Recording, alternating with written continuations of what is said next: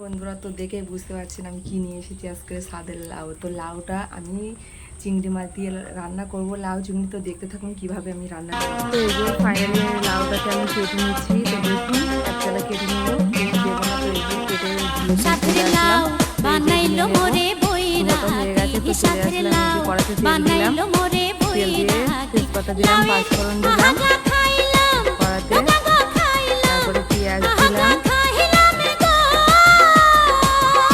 লঙ্কা দিলাম, আদা রসুন গুলো দিয়ে ভালো করে নেড়ে নিয়ে তো তারপরে লাউটাকে দিয়ে দিলাম, দিয়ে ওগুলো ভালো করে কষে নেবো। নিয়ে হলুদের গুঁড়ো, লবণের গুঁড়ো ওটা দিয়ে দেবো, দিয়ে একটু কষে নেবো। আর চিংড়ি মাছটা আমি আগে থেকে ভেজে রেখে দিয়েছিলাম, ওটা দেখাতে পারলাম না। তো এই যে চিংড়ি মাছটা ভাজা ছিল, তো চিংড়ি মাছটা ওকে দিয়ে দেবো। লাউ চিংড়ি আর আগে থেকে ভেজে রেখে দিয়েছিলাম, ওটা দেখাই পারিনি, আপনাদের কিছু মনে করবেন না।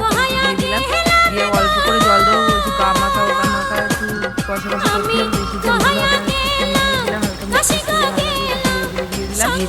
কেমন হয়েছে কমেন্টে জানাতে ভুলবেন না। টাটা বাই বাই, দেখা হবে পরে ভিডিওতে। কেমন করেন কমেন্টে জানাবেন। Bye bye.